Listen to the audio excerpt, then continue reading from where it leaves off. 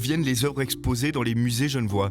Quelle est leur histoire? Au musée d'ethnographie, les recherches sur l'histoire des collections sont permanentes. Ça consiste à documenter les œuvres, à écrire leur biographie finalement, pour comprendre quelle a été leur trajectoire, leur parcours, depuis le moment où elles ont été acquises dans des conditions qui ne sont pas forcément très saines, jusqu'à leur arrivée dans des musées. L'institution genevoise participe aux côtés de 7 autres musées suisses au projet de recherche Initiative Bénin, recherche et dialogue entre le Nigeria et la Suisse, qui s'articule autour des œuvres originaires du royaume de Bénin et sa capitale, Benin City, située aujourd'hui au Nigeria.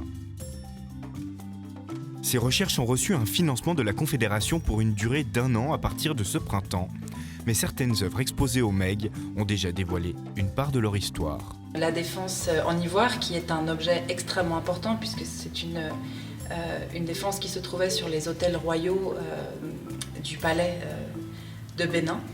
Eh bien, cette défense, elle a été vraisemblablement pillée lors de l'expédition punitive anglaise en 1897.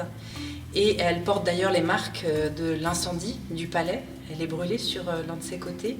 Et puis, elle a été vendue par un marchand anglais très célèbre aujourd'hui qui s'appelait Webster et qui lui a apposé un numéro d'inventaire, qu'il a pris en photo et qu'il a mis dans ses catalogues de vente. Grâce à cette information, le musée a pu confirmer la présence de cette œuvre dans le lot d'objets pillés par les Anglais en 1897. Mais pour faire ces découvertes, c'est tout un travail de recherche qui doit avoir lieu. Souvent, elles sont passées de main en main, de marchands en collectionneurs privés. Il y a eu des dons, il y a eu des ventes aux enchères et il faut remonter ce fil-là. C'est aussi pour ça que la collaboration entre les musées est très importante parce que souvent, nous avons des provenances qui sont identiques. La géographie des œuvres nous permet souvent de reconstituer leur histoire finalement sur le territoire suisse. Aujourd'hui, la recherche en provenance des œuvres est un sujet fort dans le monde de l'art. Au MEG, il n'y a pas de discussion sur des restitutions à un pays ou à un autre pays d'Afrique en ce moment.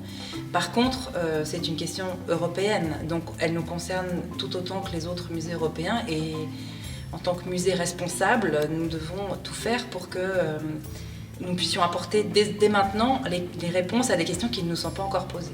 Un travail colossal qui permettra également au public de mieux comprendre les œuvres derrière les vitrines.